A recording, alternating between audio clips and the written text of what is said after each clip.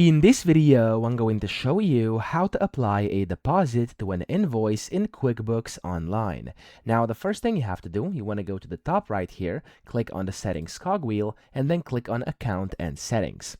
So whenever you do this, you want to go to Sales over here on the left, and then in here, you want to click on this Edit button at the very top right. So under Sales from Content or Form Content, you want to click on the Edit, and then you want to toggle on Deposit over here just like this. Now, whenever you do that, click on the Save button.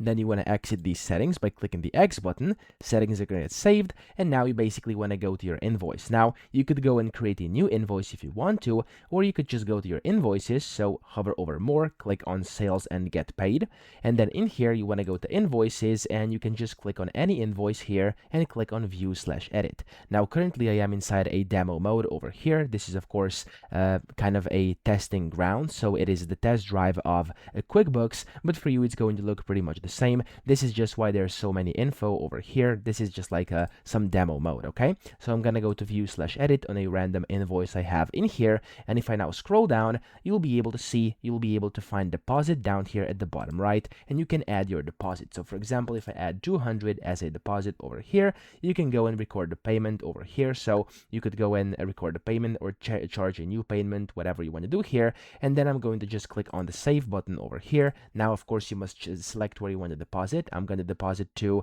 let's just do like savings over here for now. Of course, you can do whatever you want, and then that's going to add a deposit. Click on the Save button. That's going to save it, and you've successfully applied a deposit to an invoice in QuickBooks Online. So that's it. I hope this video helped you out. If it did, please subscribe to the channel and help me out as well.